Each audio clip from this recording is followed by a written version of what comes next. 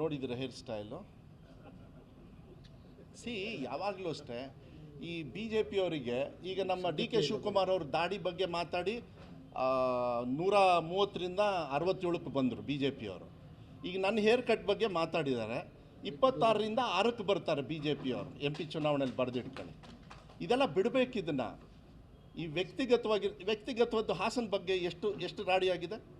ನಾನು ಮಾತಾಡೋದೇ ಇಲ್ಲ, ಪ್ರಶ್ನೆನೇ ತಗೊಳ್ಳಲ್ಲ ನಾನು. ಅದಕ್ಕೆಲ್ಲ ಕಾನೂನಿದೆ. ಒಬ್ಬ ಬಿ ಜೆ ಪಿ ರಾಜ್ಯ ಅಧ್ಯಕ್ಷ ಒಂದು ಗೌರವದಿಂದ ನಡೆಸ್ಕೊಳ್ತಕ್ಕಂಥದ್ದು. ಈಗ ಮಾನ್ಯ ನರೇಂದ್ರ ಮೋದಿಯವರು ಇದು ನಾನು ಹೇಳಿದ ತಕ್ಷಣ ಈಗ ಟ್ರೋಲ್ ಸ್ಟಾರ್ಟ್ ಮಾಡ್ತೀರಿ ನೀವು.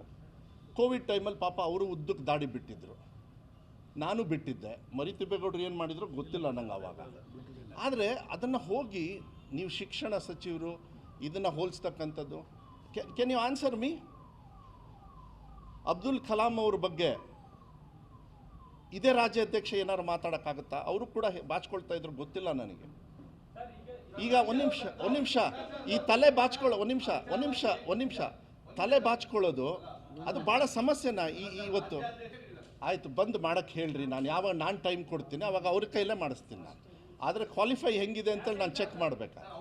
ಮೋಸ್ಟ್ಲಿ ಅವ್ರು ಮಾಡಿರೋ ಈ 40% ಕಮಿಷನಲ್ಲಿ ನನ್ನ ಹೇರ್ ಕಟ್ ಮಾಡೋದೇನು ಬೇಡ, ನನಗೆ ಬೇರೆಯವ್ರು ಮಾಡ್ತಾರೆ ಅದನ್ನು. ಆಮೇಲೆ ನಿಮಗೆ ಇನ್ನೊಂದು ಹೇಳ್ತೀನಿ, ಒಂದು ನಿಮಿಷ. ಇಲ್ಲ ಇದೊಂದು ಮಜಾ ಇದೆ. ಮರಿತಿಬ್ಬೇಗೌಡ್ರಿಗೆ ನಾನು ಹೇಳಿದ್ದೆ, ಅದನ್ನ ಹೇಳಬೇಕಾಗಿತ್ತು ನೀವು.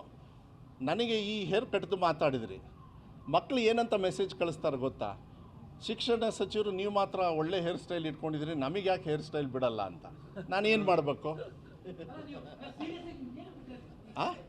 ನಾನು ಚಿಕ್ಕವನಿಂದ ನಂದು ಶಾರ್ಟ್ ಹೇರ್ ಕಟ್ ಯಾವ್ದಾದ್ರು ನೋಡ್ಬಿಡಿ.